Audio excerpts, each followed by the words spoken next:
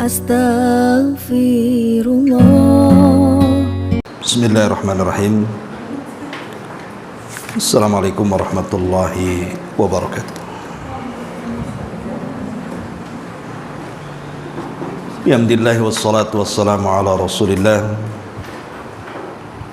wa ala alihi wa sahbihi wa mawalah wa la hawla wa la quwata illa billahi wa ba'd. Alhamdulillah, segala puja dan puji hanya milik Allah subhanahu wa ta'ala. Salawat dan juga salam kita hadiahkan kepada Rasul kita Nabi besar Muhammad sallallahu alaihi wa ala alihi wasallam. Kita lanjutkan kajian kita, masih membahas Siratul Mustafa Nabi kita Muhammad sallallahu alaihi wasallam, dan kita masuk pada faktor pendorong kesabaran dan juga keteguhan atau ketegaran kaum muslimin ketika menghadapi cobaan dakwah. Ma'asyiral muslimat yang dimuliakan Allah subhanahu wa ta'ala, tentu bab ini akan mengajarkan kepada kita tentang rahasia di balik kemenangan. Jadi rahasia di balik kemenangan dalam menghadapi hidup ada di dua perkara. Pertama as-sabru, kesabaran. Yang kedua as-sabatu, ketegaran. Sabar dan tegar itulah yang bisa memenangkan kita ketika menghadapi sebuah ujian hidup. Ma'asyiral muslimat yang dimuliakan Allah Azza wa Jalla, kita beri muqaddimah dulu. Jadi setiap manusia yang hidup di alam dunia ini tidak lepas daripada ujian. Terkadang bagi yang tidak sabar menghadapi ujian ini, ada yang sampai ke tingkat putus asa ketika menghadapi ujian yang tidak bisa dihadapi. Padahal terkadang ujian yang semua manusia pasti tidak suka, di balik ketidaksukaan itu terkadang ada kebaikan yang kita tidak tahu di dalamnya. Saya contohkan satu kisah nyata yang dikisahkan oleh beberapa masyayikh. Jadi di Saudi, kejadiannya di Riyadh, ada seorang kakek, ya usianya sudah sepuh. Dia memiliki 7 anak, tapi anak yang paling kecil dua-duanya buta. Jadi dia ingin sekali menyembuhkan kedua kebutaan anaknya ini. Dia pun mulai mengumpulkan biaya yang cukup lama, karena setelah dia bertanya berapa biaya operasi dan lain sebagainya, dia sudah tahu nominalnya sekian dan sekian. Jadi sekitar 5 atau 7 tahun dia mengumpulkan uang itu, sampai akhirnya terkumpul. Ketika sudah terkumpul dan dia letakkan uangnya dalam mobil dia, keesokan harinya ketika mau berangkat ke hospital, ke rumah sakit, mustashfa, rupanya hilang mobilnya dengan uang yang ada dalam mobilnya itu. Jadi orang tua ini merasa terpukul hatinya, sudah mengumpulkan uang selama itu dan cita-citanya ingin menyembuhkan kedua anaknya yang buta. Rupanya Allah uji dengan kehilangan mobil plus uang untuk dana operasi. Akhirnya karena stres bingung dia pun mencari mobilnya, terus menyelusuri jalan sampai akhirnya berjumpa dengan seorang polisi. Kemudian bertanya kepada seorang polisi ini, menceritakan kondisi dia. Oh, dia punya 7 anak yang 2 buta, kemudian sudah mengumpulkan uang bertahun-tahun untuk membiayai operasinya, rupanya hilang plus dengan mobil-mobilnya. Tapi polisi Arab ini, dia berusaha menenangkan si kakek ini dan mengatakan, la'allahu khairun, boleh jadi peristiwa ini ada kebaikannya. Tetapi orang tua ini tidak mengindahkan kata-kata polisi ini. Dia pun terus mencari. Setelah lama, beberapa bulan setelahnya, rupanya polisi ini menemukan informasi bahwa mobilnya itu ada di gurun pasir dalam kondisi selamat, tidak cacat. Dan uangnya juga ada di situ. Artinya tidak hilang. Rupanya mobil itu tidak dirampok, tidak dicuri, hanya ada anak kecil main-main, kemudian mengambil mobil itu setelah habis bensinnya, ditaruh begitu saja. Jadi saking bahagianya polisi ini, dia mendatangi orang tua tadi, ingin memberi kabar gembira bahwa mobilnya sudah ketemu dan uangnya juga tidak ada yang hilang sedikit pun. Setelah berjumpa dengan orang tua itu, tiba-tiba orang tua itu senyum-senyum dan mengatakan, sungguh aku punya kabar gembira kepadamu. Kata polisi ini, aku juga punya kabar gembira. Jadi kata polisi, sebutkan kabar gembiramu. Dia mengatakan, alhamdulillah, rupanya kedua anakku dua-duanya sudah sembuh dari buta. Kata polisi ini, kamu biaya dari mana bisa mengoperasi keduanya? Dia mengatakan tidak, sembuh begitu saja. Mungkin Allah subhanahu wa ta'ala menghendaki kesembuhannya. Kemudian kata sang kakek ini kepada polisi, lalu apa kabar gembiramu kepada aku? Dia mengatakan, mobilmu sudah ketemu dan tidak ada yang cacat, uangnya pun sudah ketemu dan tidak ada yang berkurang. Maka kakek ini mengatakan, alhamdulillah. Lihat, terkadang apa yang dikatakan oleh Allah subhanahu wa ta'ala, wa asa an takrahu syai'an wa huwa khairul lakum, apa-apa yang anda anggap benci boleh jadi itu baik di hadapan Allah. Kita tidak tahu. Seandainya kemudian mobil itu tidak diambil anak-anak, kemudian 2 anaknya dioperasi, boleh jadi mungkin lebih parah kondisi matanya, ya. Ataupun boleh jadi kemudian habis ludas uangnya. Tapi sekarang Allah subhanahu wa ta'ala memberikan 2 nikmat yang besar. Pertama, kesembuhan anaknya tanpa operasi. Yang kedua, mobil dan uangnya sudah kembali. Nah, ini kan semua skenario Allah subhanahu wa ta'ala, bahwa terkadang musibah itu yang kita anggap benci, rupanya ada kebaikan di sisi Allah subhanahu wa ta'ala. Makanya dalam bab ini pengarang ingin mengajarkan kepada kita tentang contoh dari rahasia kemenangan Rasul dan para sahabatnya dengan cara senantiasa sabar dan tegar ketika menghadapi musibah dan cobaan. Ma'asyiral muslimat yang dimuliakan Allah subhanahu wa ta'ala, kita tahu bahwa keteguhan hati ketika menghadapi cobaan itu tidak bisa dihadapi dengan dunia. Sehebat apapun orang itu dengan kekayaannya, anggaplah kaya raya, orang paling kaya se-Indonesia, kalau diberikan ujian oleh Allah subhanahu wa ta'ala, belum tentu kekayaan itu bisa menenangkan hatinya. Mustahil. Betapa banyak orang-orang kaya itu yang contoh umpamanya pasangannya meninggal, dia nggak tahan, ada sampai gila, ada yang sampai kemudian seolah-olah kekayaan itu percuma saja. Atau mungkin anaknya meninggal, Karena dia mencari kekayaan itu untuk diwariskan kepada anaknya. Tahu-tahu anaknya meninggal.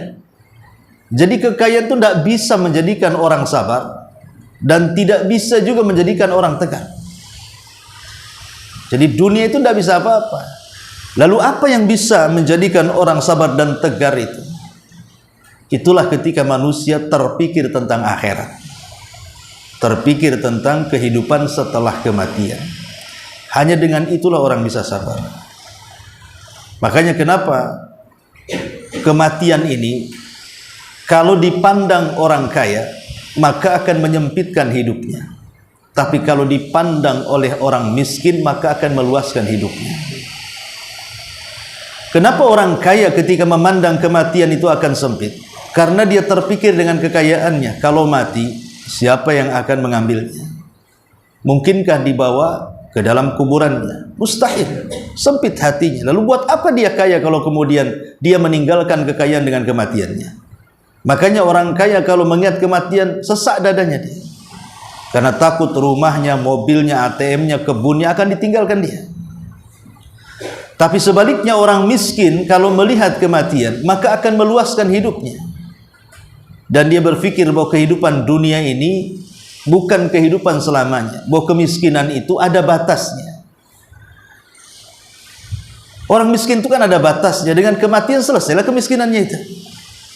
Tetapi kalau dia orang yang beriman, orang miskin yang soleh dan soleha, maka dia yakin bahwa ada kehidupan yang bisa membahagiakan kehidupan dia setelah kematiannya. Makanya walaupun susah cari uang orang miskin itu, dengan keimanan dan melihat kematian itu menjadi lapang. Tidak apa-apa saya miskin di dunia, tapi pula jangan miskin di akhirat.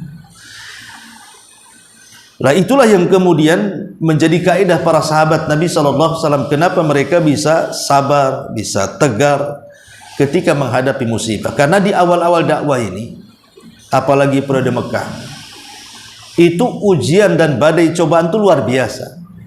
Sampai-sampai ada seorang sahabat namanya Khabbab ibn Arad radhiyallahu anhu. Saking tidak tahannya disundut oleh besi panas, karena disuruh murtad. Kan kebetulan dia sebagai pekerja pandai besi, ya setiap hari kan besi panas kalau di pandai besi. Jadi majikannya selalu mengambil besi panas kemudian menyundutkan di semua badannya setiap hari, supaya dia keluar dari agama Nabi SAW. Tapi dia tetap kokoh. Tapi namanya sahabat, dia juga manusia sama dengan kita. Tapi kemuliaan mereka jauh menandingi kita, karena mereka melihat Nabi dan masuk Islam di zaman Nabi dan meninggal di atas agama Nabi. Jadi Khabbab juga manusia, tidak tahan dengan siksaan hari-hari itu.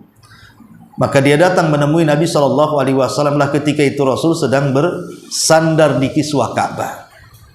Jadi dia memohon kepada Rasul, ya Rasulullah, ala tad'ulana ala tastaghfir lana. Rasul, tidakkah kau iba melihat kami? Berdoalah kepada Allah. Berdoalah kepada Allah, percepat kemenangan untuk kita. Karena dia udah nggak sabar masalahnya. Hari-hari disiksa. Sehingga dia terucap kalimat itu, ya Rasulullah, tidakkah kau iba kepada kami? Karena kalau Nabi SAW dilindungi oleh paman-pamannya, ya. Kemudian Abu Bakar dan juga beberapa para sahabat dilindungi kabilahnya. Lah kalau Bilal, Khabbab dan budak-budak yang lain, siapa yang melindunginya? Sehingga disiksa pun tidak bisa membela dirinya. Makanya dia tidak tahan dan mengatakan, berdoalah kepada Allah ya Rasul agar Allah segerakan kemenangan untuk kita. Tapi Nabi SAW mengatakan, ya Khabbab, kemenangan itu akan datang sampai nanti ada orang yang berjalan dari Son'a ke Hadral Maut Yaman, tidak takut kecuali kepada Allah. Tetapi engkau tergesa-gesa wahai Khabbab, ya. Lihat umat dulu, kata Rasul, ada orang yang digergaji separuh badannya sehingga belah, mereka tidak murtad dari agamanya. Ada orang yang dikubur hidup-hidup, mereka juga tidak melepaskan agamanya. Ada orang yang disisir dengan sisir besi sehingga terkelupas antara daging dan tulangnya pun tidak bergeming dari akidahnya. Wahai Khabbab, tenang, kemenangan itu pasti datang, ya. Lihat Nabi SAW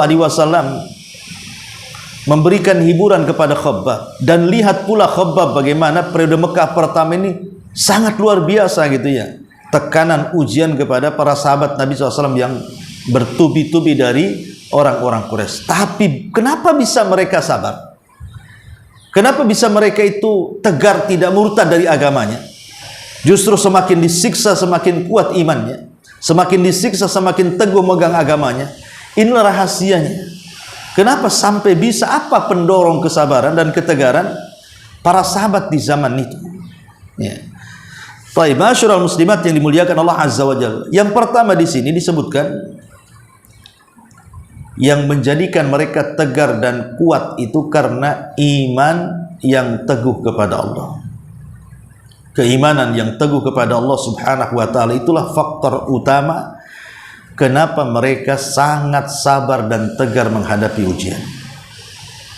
Betul-betul keimanan kepada Allah, yakin bahwa ini adalah agama yang hak, agama yang harus dibela, agama yang akan menyelamatkan dia dan akhiratnya, agama yang senantiasa akan menolong dia dan menjaganya, dan begitu seterusnya. Keimanan yang kokoh itulah yang menjadikan kenapa para sahabat seolah-olah tidak peduli dengan ujian. Contoh Bilal bin Rabah. Di masa Umar bin Khattab radhiyallahu anhu, Umar bernostalgia dengan para sahabat yang masuk Islam di awal-awal. Jadi Umar ketika menjadi khalifah dikumpulkanlah sahabat-sahabat senior. Ya, di situ ada Khabbab, di situ ada Bilal, di situ ada banyak para sahabat, Abdullah bin Mas'ud dan yang lainnya. Jadi Umar bin Khattab radhiyallahu an kemudian menceritakan tentang kisah masa lalu, dan mereka juga tahu karena mereka juga hidup di zaman itu. Kemudian Umar mengatakan, ceritakan kepadaku apa yang kalian pernah rasakan dari keperitan memperjuangkan agama Allah di masa Rasul hidup. Jadi sahabat berceritalah, dulu aku disiksa, dulu aku begini. Termasuk Khabbab, dia membuka pakaiannya, rupanya tidak ada satupun dari badannya kecuali ada bekas sudutannya. Tapi yang menarik adalah Bilal bin Rabah. Jadi ketika Bilal bin Rabah ditanya, ya Bilal, kenapa anda bisa kuat menahan siksa Umayyah ibn Khalaf? Kenapa engkau masih hidup? Ya. Kenapa engkau tidak murtad gitu? Kenapa engkau bisa istiqamah dan sabar? Jawaban Bilal, dia hanya mengatakan, karena sewaktu aku dicambuk oleh Umayyah ibn Khalaf dan tidak berhenti cambukan sampai capek yang menyambuknya itu. Belum lagi diikat di batu, kemudian diterikkan di padang pasir dengan panas derajat yang sangat tinggi. Bilal hanya mengatakan, karena aku mencoba untuk menggabungkan antara lezatnya iman dan keperitan siksa. Coba aku campurkan. Jadi ketika aku dicambuk, aku coba memasukkan kelezatan iman, kelezatan Islam, kelezatan dalam beragama, kelezatan dalam keyakinan. Rupanya kelezatan iman mengalahkan keperitan siksa, sehingga aku tidak merasakan seolah-olah aku sedang dicambuk, katanya. Lihat bagaimana kondisi Bilal ketika kecintaan kepada Allah lebih menguasai dibandingkan yang lainnya, maka cemeti yang tiap hari mencambuknya tidak dirasa Bilal sama sekali. Karena kelezatan iman itulah yang kemudian mendominasi daripada siksaan orang-orang Quraisy kepadanya.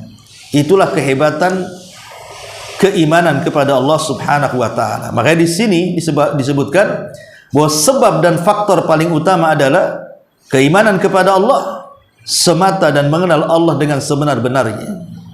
Keimanan yang mantap bila telah menyelinap ke sanubari dapat menjadikan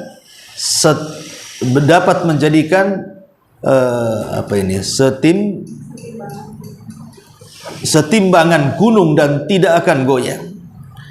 Orang yang memiliki keimanan yang kokoh dan keyakinan yang mantap seperti ini akan memandang kesulitan duniawi sebesar-besarnya atau sebanyak-banyaknya dan serumit apapun jika dibandingkan dengan keimanannya, ibarat lumut-lumut yang diapungkan oleh air bah yang berubah menghancurkan bendungan kuat dan benteng yang kokoh. Artinya ujian seberat apapun, kalau sabar dan tegar, itu bagi dia kecil, gitu maksudnya.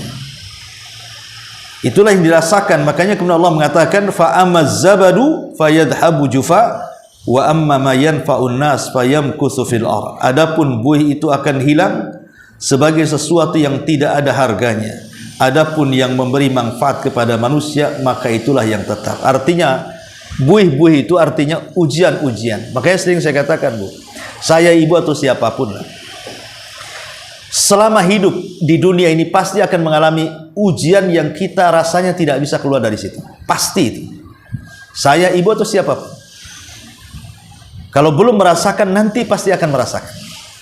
Pasti akan ditimpa dengan sebuah ujian dari Allah, kesulitan yang luar biasa, yang gak bisa kita keluar dari situ, seolah-olah seperti itu. Wah, kiamat nih. Wah, pusing saya. Tapi seiringnya waktu, terkadang ujian-ujian itu sudah lupa. Ya, bahkan bisa tersenyum pun. Siapa yang menghilangkan ujian itu? Allah Subhanahu wa ta'ala. Artinya bahwa itulah buih terkadang banyak sekali ibarat daripada ujian, tapi nanti juga akan hilang. Karena tidak mungkin Allah itu menciptakan manusia dalam satu kondisi susah terus, mustahil.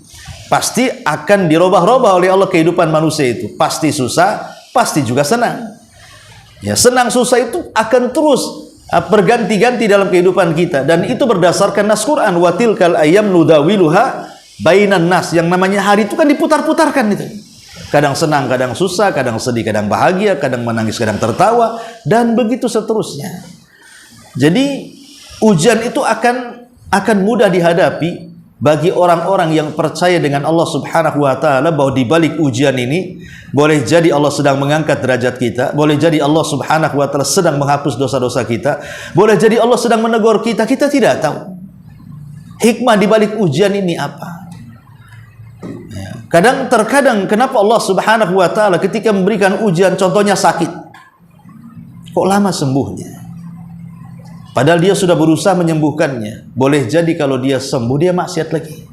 Sengaja dia dibuat sakit supaya dijauhkan dari maksiat dan mudah bertobat kepada Allah. Kita tidak tahu kan begitu. Ketika kemudian orang gulung tikar usahanya dan diupayakan tetap juga tidak naik-naik usahanya, boleh jadi Allah sengaja tidak sukseskan dulu usahanya, sebab kalau disukseskan melampaui batas hidupnya nanti. Karena kalau Allah Subhanahu wa ta'ala mengatakan dalam Quran, kalla innal insana la yatgha, sekali-kali manusia bisa melampaui batas an ra'ahus taghna, ketika dia diberikan kekayaan. Makanya sengaja tuh dibangkrut-bangkrutkan, gak naik-naik. Sebab kalau seandainya dia sukses, jangan-jangan dia lupa pula. Yang tadinya hadir terus di pengajian, hilang pula di pengajian. Yang tadinya sering hadir di masjid, malah tidak pernah menginjak masjid. Lah, ada hikmah-hikmah di situ, namanya hikmah Rabbani yang kita tidak tahu. Hikmah Rabbani itu kita tidak tahu apa maksudnya Allah. Yang jelas Allah yang menciptakan kita, Allah yang tahu dengan maslahat kita, dan Allah sedang menguji kita dengan kemaslahatan yang Allah berikan kepada hambanya. Tidak mungkin ujian itu buruk 100%. Pasti ada kebaikan di dalamnya. Karena tidak ada ciptaan Allah itu yang buruknya 100% itu tidak ada. Di balik keburukan itu pasti ada kebaikan. Contoh Allah menciptakan iblis. Kita kan kenapa Allah menciptakan iblis? Coba nggak ada iblis. Jangan salah, dengan adanya iblis itu adanya surga dan neraka. Dengan adanya iblis itu terbedakan mana yang ikhlas, mana yang tidak. Dengan adanya iblis itu tahu Allah itu mana orang yang memilih jalur sesat, mana jalur hidayah. Kalau nggak ada iblis, gimana caranya? Jadi ada hikmah di balik penciptaan iblis. Maka semua ujian dan cobaan itu pasti ada hikmah di dalamnya. Ya. Ma'asyiral muslimat yang dimuliakan Allah Subhanahu wa ta'ala. Sebelum kita masuk pada poin yang kedua, ya, ada di antara sebab-sebab yang lebih daripada yang setelah keimanan kepada Allah Subhanahu wa ta'ala, agar kita bisa lebih sabar lagi, terutama ketika memegang sunnah. Ya, saya kira kalau di negeri kita ya semua muslim, insya Allah semua muslim, mayoritas muslim. Adalah orang kafir hanya berapa persen, tapi kan mayoritas muslim di negeri kita ini. Sehingga saya katakan bahwa mungkin kalau kaidah yang diterapkan pada kehidupan kita, ya mungkin sekarang sabar ketika memegang sunnah. Karena tidak semua muslim itu di atas sunnah. Ya. Pertama, setelah keimanan kepada Allah di sini adalah anta tadzakkar ayyuhas sabir ajruka indallah. Hendaklah mengingat, wahai orang yang sabar, bahwa pahalamu telah disimpan oleh Allah Subhanahu wa taala. Artinya, kalau kita yakin bahwa pahala sabar itu disimpan oleh Allah Azza wa Jalla dan lipatannya tidak ada yang tahu kecuali Allah, maka dia akan semakin sabar lagi. Karena tahu bahwa kalau sholat jelas pahalanya gitu ya, terhitung. Kemudian puasa, haji, sedekah, baca Quran, zikir, itu terhitung pahalanya. Tapi sabar ini tidak terhitung pahalanya. Makanya Allah Subhanahu wa taala mengatakan innama yuwaffas sabiruna ajrahum bighairi hisab. Allah itu akan memberikan pahala kepada orang-orang yang sabar itu tanpa batas. Jadi orang kalau berpikir, oh pahala saya makin hari makin banyak, setiap hari kita sabar, setiap hari menggelembung pahala kita di hadapan Allah, maka dengan mengingat pahala, maka itu salah satu bukti bisa menambah kesabaran. Yang kedua, di antara sebab juga yang bisa menolong supaya kita tetap sabar di atas ujian adalah dengan mengingat sejarah. Sufyan Ats-Tsauri rahimahullah ta'ala mengatakan sejarah itu adalah jundun min junudillah. Dia adalah tentara dari tentara Allah. Maksudnya apa? Sejarah itu tentara daripada tentara Allah. Maksudnya setiap ujian yang kita hadapi ini pasti sebelumnya para nabi, para rasul ataupun orang-orang soleh pernah mengalaminya. Jadi bukan kita saja yang mendapatkan ujian, tapi orang-orang dulu pun sama mendapatkan ujian, bahkan mungkin lebih parah dibandingkan kita. Jangan jauh-jauh kepada Nabi kita Muhammad SAW saja. Kalau kita membandingkan kehidupan kita dengan kehidupan Nabi, ujian mana yang pernah kita lewati, Rasul pernah melewatinya. Maka kalau itu yang terjadi, kita membaca sejarah. Kalau kita sakit, kita membaca sejarah Nabi Ayub, bagaimana sakit berkepanjangan selama 18 tahun tapi dia sabar. Kalau kita diuji dengan dakwah, semua para nabi juga diuji dengan dakwah. Kalau diuji dengan ekonomi, para nabi juga banyak yang miskin. Rasul pernah juga penggembala kambing bertahun-tahun. Bahkan ketika pindah ke Madinah, Rasul tidak pernah makan enak sampai mati. Jadi apa yang kemudian dipikirkan dari musibah kalau kita bandingkan musibah kita dengan musibah para nabi? Makanya kemudian yang kedua yang bisa meningkatkan sabar kita ini, lihatlah kesabaran mereka. Kemudian yang ketiga, di antara yang bisa menambah kesabaranlah antash'ura ayyuhal mubtala bima'iyatillahi azza wa jalla. Hendaklah merasakan setiap orang-orang yang ditimpa musibah bahwa di balik musibah itu ada kebersamaan Allah di dalamnya. Abu Bakar Siddiq radhiyallahu anhu dan juga Nabi pernah terperangkapkan di Gua Sur, bersembunyi di situ.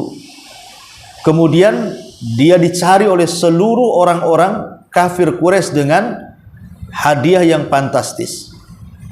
Nabi dihadiahi 100 ekor unta, Abu Bakar dihadiahi 100 ekor unta. Berarti 200 ekor unta. Siapa yang bisa menangkap keduanya? Ya. Sampai ada para prajurit itu, tentaranya Abu Jahal, berhasil dekat dengan gua dan posisi mereka berada di atas. Jadi guanya di bawah, ini orang-orang yang menggaji itu ada di atas. Sampai kata Abu Bakar, kalau kakiku menjulur saja ke depan begini, pasti ketahuan. Tapi Nabi SAW melihat ketakutan Abu Bakar. Harusnya kan Nabi yang takut, kan Nabi yang diincar, bukan Abu Bakar. Tapi Abu Bakar ketakutan itu bukan karena dirinya, dia takut Nabi terkena tangkap. Makanya kemudian yang aneh, Rasulullah SAW mengatakan kepada Abu Bakar, ya Aba Bakrin ma dhannuka bisnaini Allahu sadithuhuma. Wahai Abu Bakar, bagaimana pendapatmu? Saya dan kamu hanya berdua. Ingat, ada yang ketiganya yang menjaga kita, Allah Subhanahu wa ta'ala. Jangan kau sedih, jangan kau takut. Dari sini Nabi SAW mengajarkan kepada kita dalam kondisi susah, dalam kondisi terkena musibah, hakikatnya ada Allah yang ketiga di situ. Maka mintalah supaya musibahnya itu diringankan atau minimalnya diuraikan, atau boleh jadi minta dihilangkan. Kepada siapa?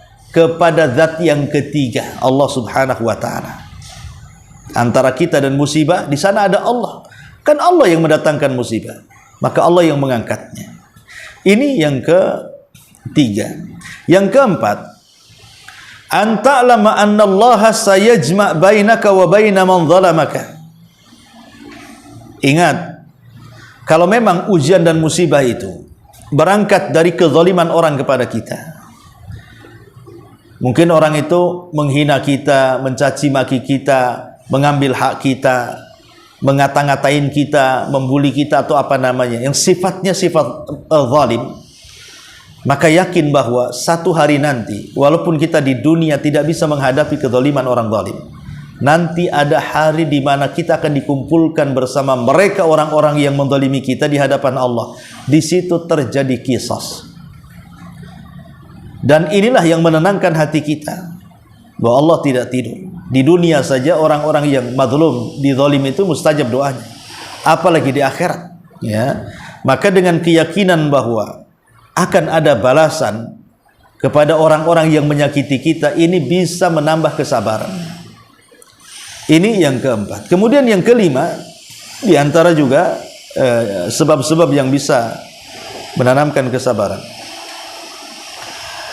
adalah lihat akibat orang-orang kafir.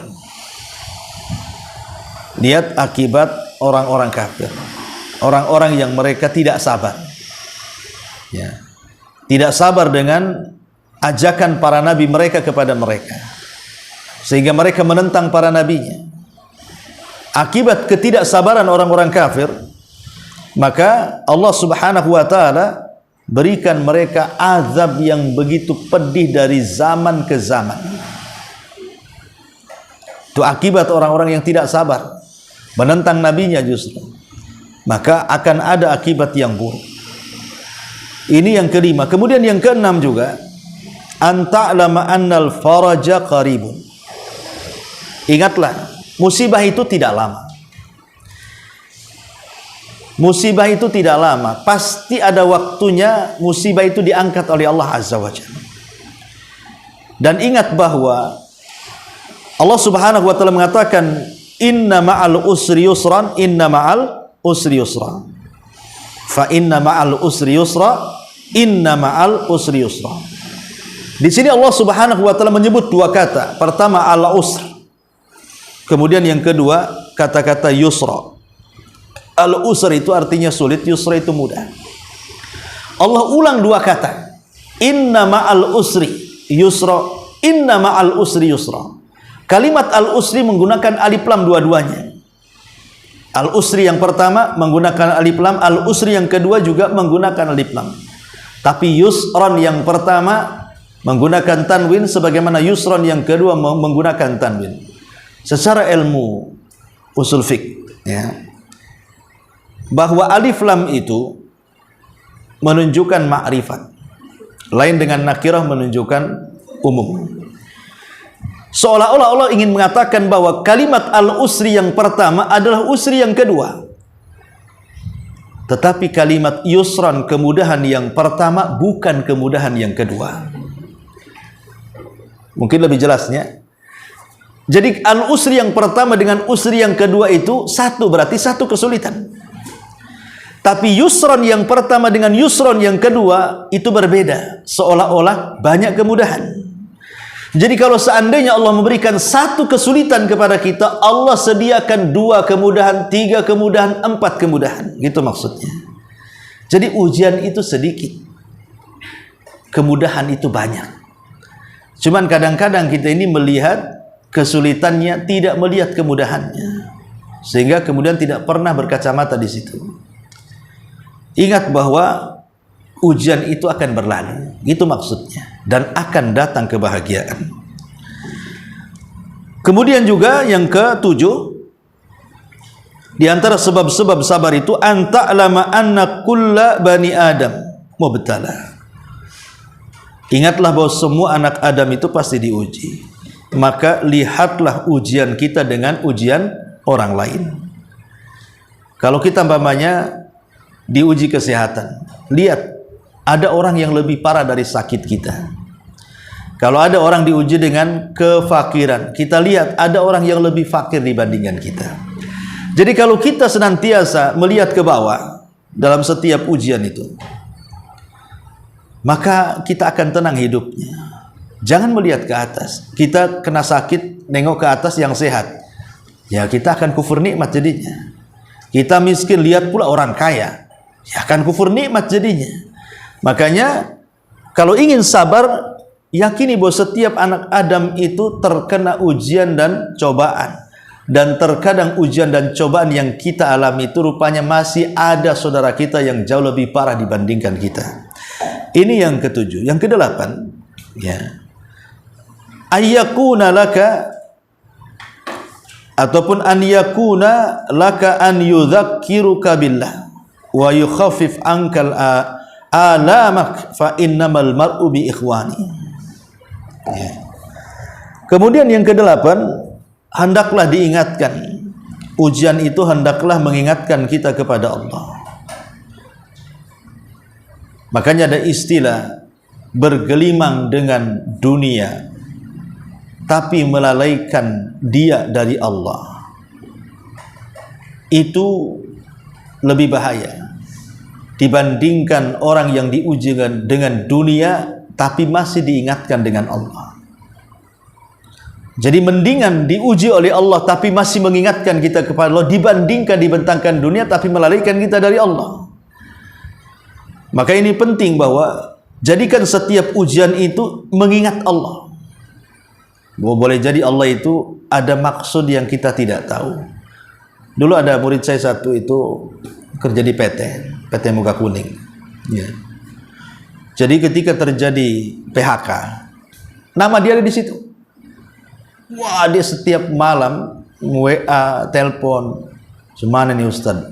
Anak saya banyak, cicilan rumah belum kena juga, ini ada motor, macam-macam cicilan," gitu ya kan. Tapi habis tahun tidak pernah kontak dengan saya lagi. Tiba-tiba dia datang, nyumbang pula dia.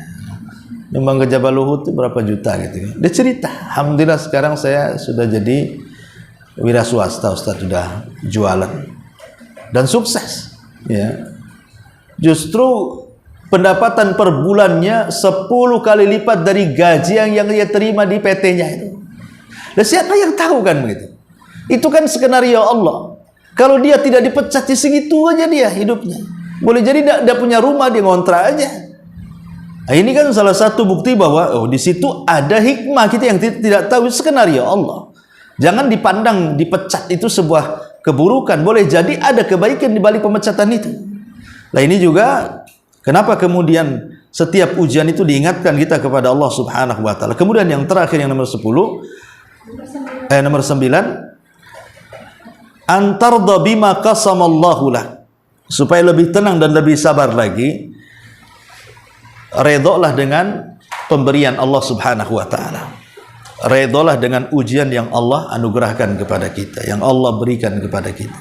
Kalau itu berupa harta, kalau memang diberikan banyak, kita katakan alhamdulillah, bi nikmatihi tatimmus shalihat.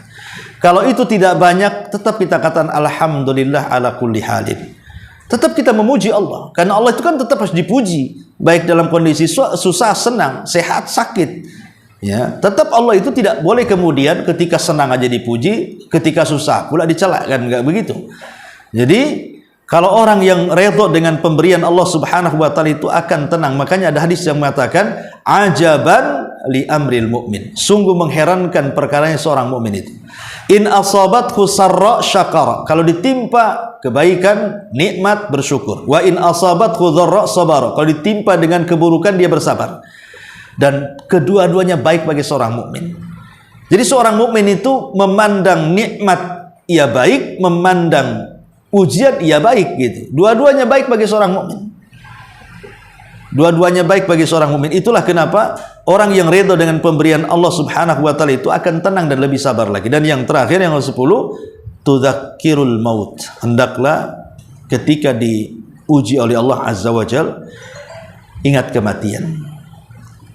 Ingat juga tentang hinanya dunia, bahwa dunia tidak akan sebanding di sisi Allah dengan sayap seekor nyamuk. Sebagaimana hadis Nabi SAW mengatakan, "Lau kanatid dunya ta'dilu janaha ba'udatin, indallahi ma saqa kafirun syurbata ma'in."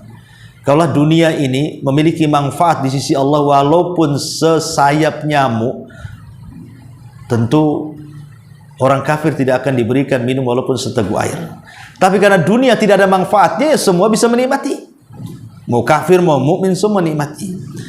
Maka dengan mengingat kematian, maka seorang akan lebih sabar lagi, bahwa setelah kematian pasti ada kehidupan yang jauh bisa lagi menenangkan dan membahagiakan kehidupannya ketika dia susah hidup di dunia. Lihat hadis Nabi yang menceritakan tentang ada orang yang susah, sepanjang hayatnya susah, ditakdirkan susah dari lahir sampai dia meninggal susah, tetapi dia termasuk penduduk sorga. Jadi dia didatangkan di hadapan Allah, sama Allah dicelupkan di sorga 1 kali celupan. Kemudian dikatakan, masih teringat kesusahanmu di dunia? Maka orang ini mengatakan, tidak ya Rabb. Hilang semua memori kesulitannya setelah dicelupkan 1 kali di sorga. Macam mana kau dimasukkan ke dalam sorga? Ya kan Bu, kalau ibu ini pernah susah kemudian sukses, pasti ibu masih bisa bercerita waktu susahnya kan Bu. Oh dulu saya juga susah, makan susah, aduh harus ngontrak, harus bolak-balik ngangkut barang sana sini, karena harus pindah-pindah rumah, diusir ini diusir. Kita masih mengingat susah kita ini kalau di dunia ini, walaupun sudah menjadi senang kan. Tapi orang dicelupkan ke sorga itu hilang. Pernah susah? Enggak katanya. Enggak ingat lagi tuh memori susahnya itu saking dahsyatnya kenikmatan sorga itu, bisa menghilangkan memori susah di dunia ini, seolah enggak pernah susah dia.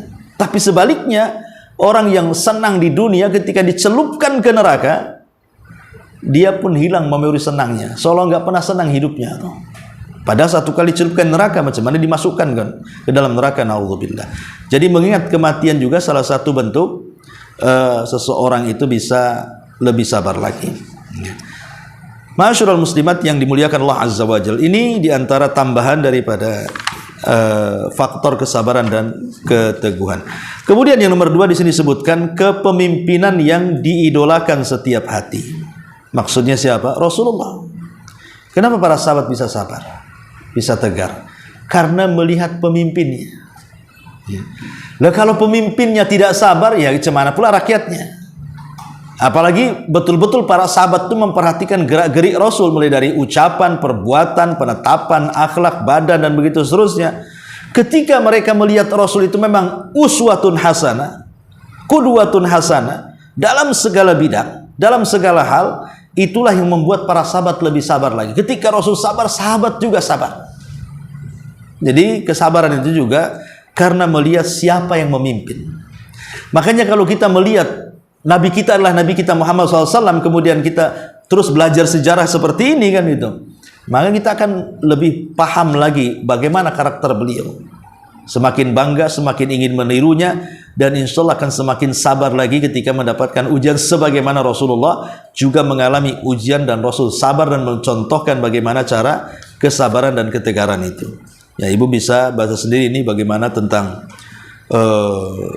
Nabi SAW diuji oleh Allah Azza wa Jal oleh orang-orang Quraisy, ya, sampai mengajarkan bagaimana harus sabar. Baik, kemudian yang ketiga langsung saja, nanti ibu baca aja lah.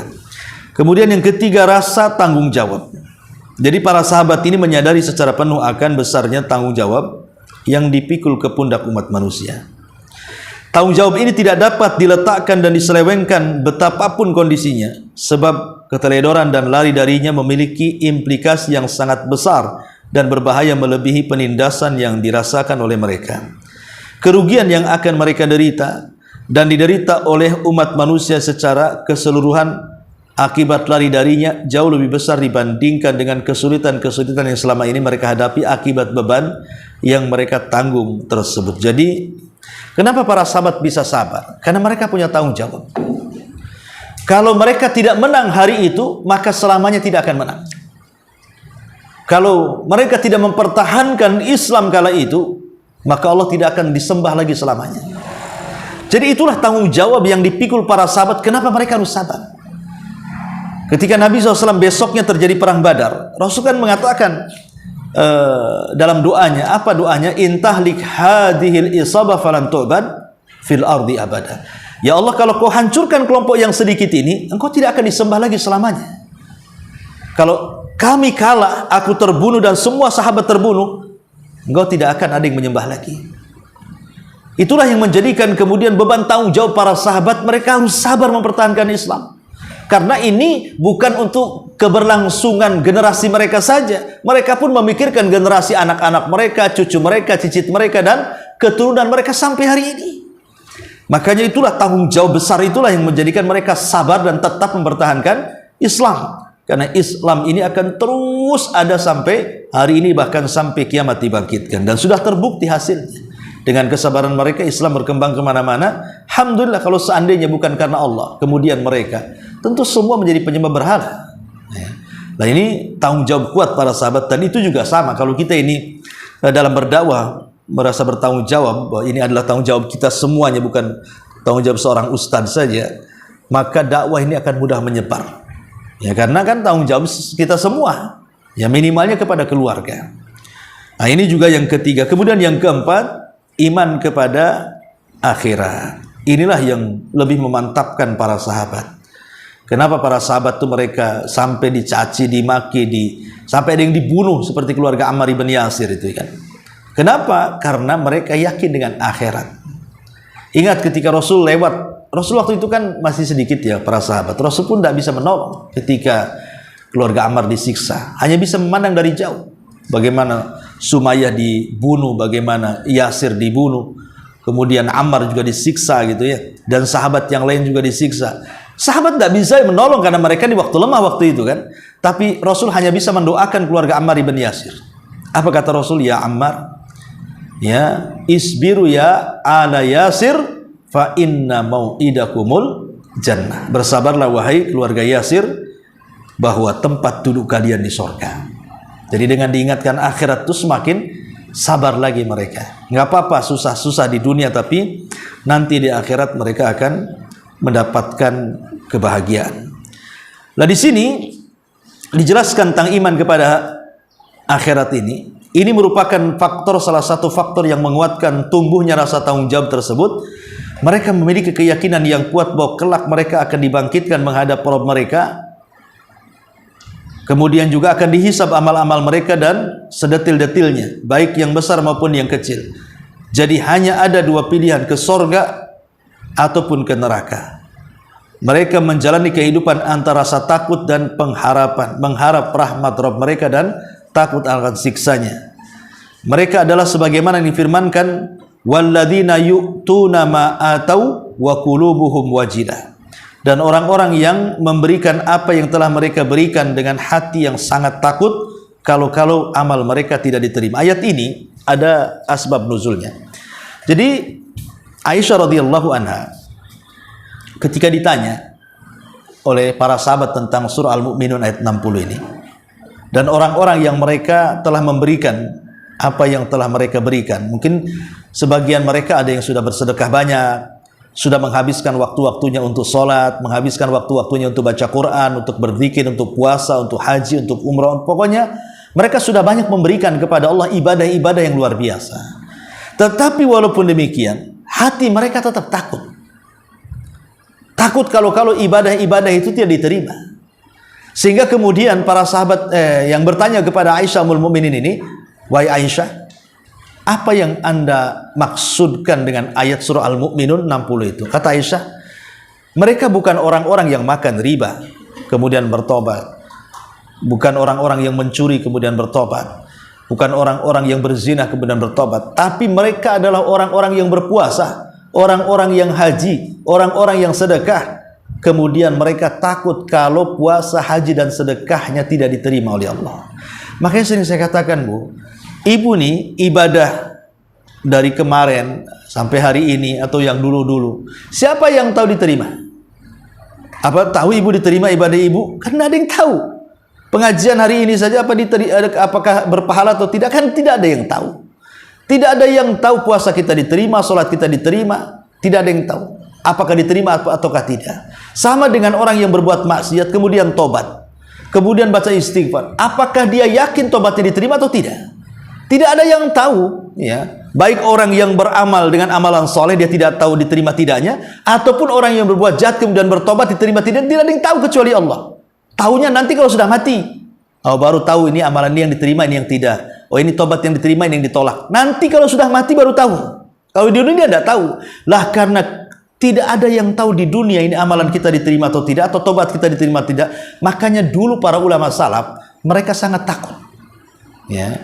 Sehingga mereka senantiasa menggabungkan antara rasa takut dengan harap. Takut kalau seandainya amalan mereka ditolak, berharap kalau seandainya amalan diterima.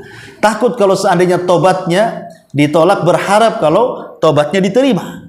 Nah, itulah mereka senantiasa mengiringkan kalimat ini. Sehingga ketika kemudian harapan dan takut itu senantiasa ada, maka itulah salah satu yang bisa mengokohkan iman, sabar dan juga ketegaran dalam Islam.